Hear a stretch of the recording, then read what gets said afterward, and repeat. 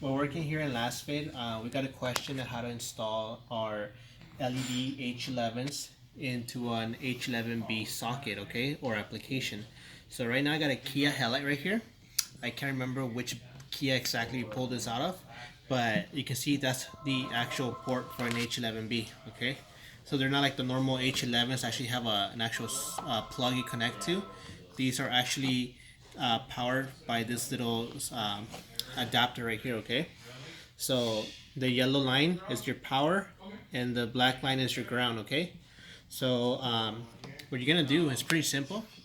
You're gonna get your H11, okay? These are our L1s, our fanless design H11s, the Cree chip ones, and we're gonna install it like normal. Okay, so find its proper orientation.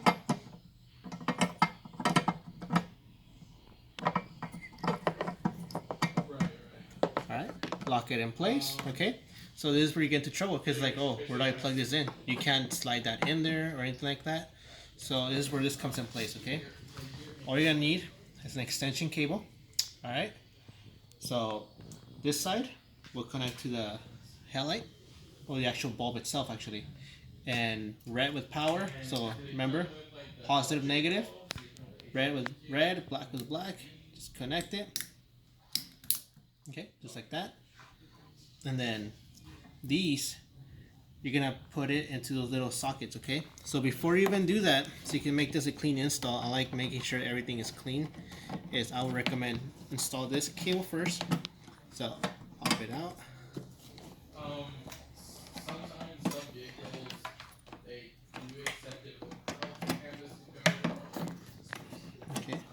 So get that in there, install your bulb again, lock it in place. Okay, there's enough room in this headlight to actually tuck the whole cable in there. Okay, and then make it go over it. Okay, and then all you're gonna do is, remember how I told you one cable is yellow, one is black? So put the red line, which is your positive, into that slot. Okay, just like that. Okay, see if you can zoom in there. Alright, so these just slide in, okay? And then the last one, your ground, put it into the ground socket or slot. And there you go, you're done. That's all you gotta do, and this will light up, okay? Awesome. Alright guys, and just to show you that it actually works, we've actually got the two cables that power it on the side right here. Remember, it's going to be yellow for power and black for ground, okay? And there you go. Okay. And then, just so you can see,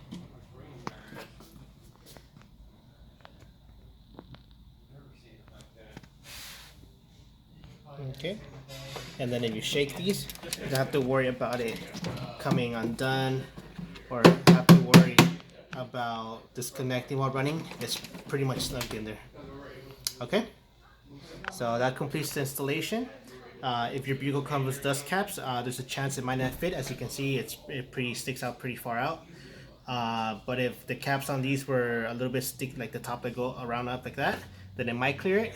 So it depends on your vehicle. You might have to modify it or buy a custom aftermarket cover that's a little bit longer than this to allow it to cover. But that's how you install them, okay? And one more time, just so you can see, it's working.